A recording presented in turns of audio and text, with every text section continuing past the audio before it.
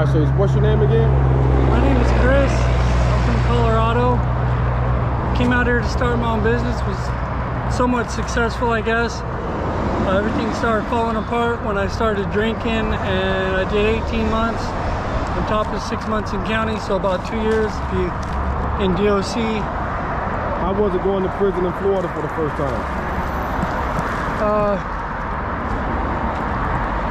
Really sucked on a different level, because here I was, I just came here in a 2010 Dodge Magnum. I was overheating really bad. I started up my own business with $85,000 I came into Florida with. Was driving a Dodge Challenger Hellcat, so it was pretty nice. Yeah, but I'm saying, your first time going to prison, I mean, how was it? Tell me about that experience. It really sucked, because I felt like at the time that Florida had stripped everything from me, you know what I mean? Yeah. I was making money, I started drinking, and then it just became a slippery slope after that. So what led you to, you say you started making money and you started drinking, but what started you off drinking again? Like, what happened to make it go as far as this, you know?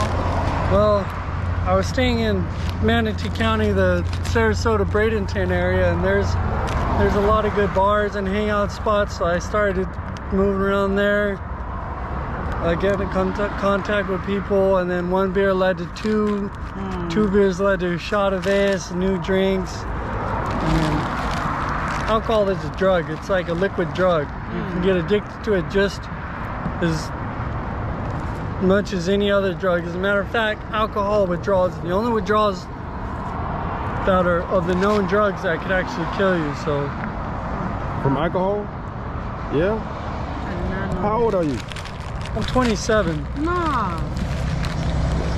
How's Florida different from Colorado?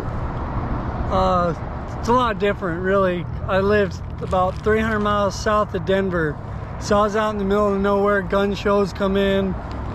If you want a shooting range, you just go out to the prairie, set up your targets, and there you are. Yeah.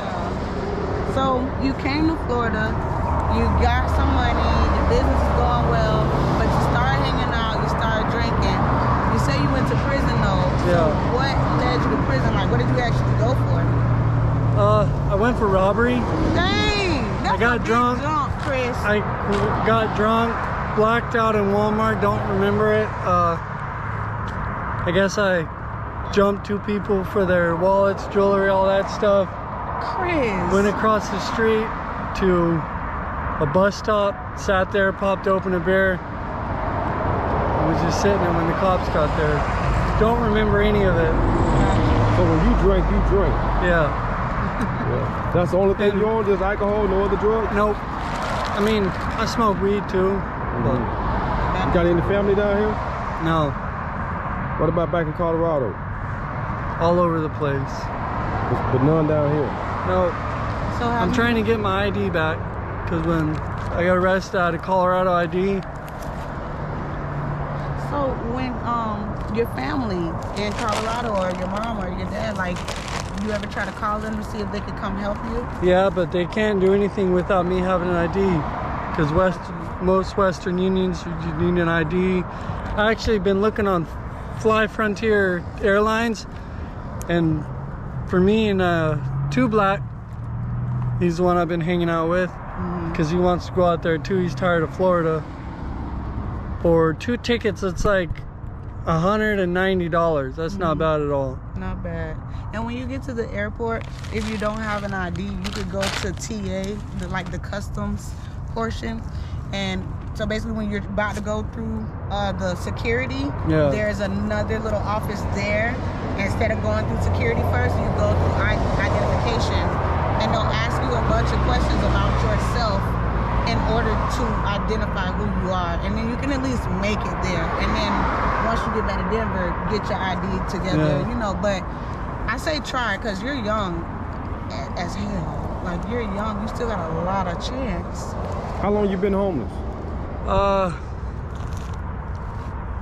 Since January 2nd, when I got out of prison. Of this year? Yeah. Okay. When did you first come to Tampa? When I got out of prison. How many years ago? This year. January 2nd. Oh, you were living in Manatee County before that? Got you. Yeah. Okay. And when I got arrested, I spent 6 months in county jail fighting my case. Figured out the best thing I could do is just take the offer they gave me, get it over with, and quit fighting, because that's going to result in me having to sign something I didn't want to. So they shipped me to CFRC, Central Florida Reception Center in Orlando. From there I went to Zephyr Hills because there is this person willing to support me in Tampa. I, end of sentence, got released from Zephyr Hills to Tampa. How was your experience at CFRC, the first day? The first day, oh gosh, man, it was a wreck. They basically try and show you their alpha, so what they do is it's like 3/4. Fucked up. It's like 9/10 intimidation tactic.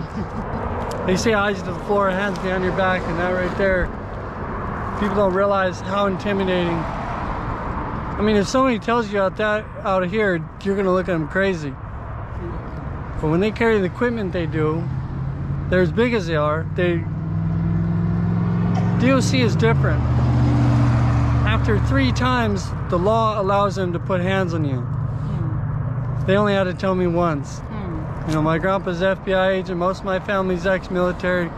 When they tell me something, I do it. Because they don't play. Yeah, you don't want to find out, huh?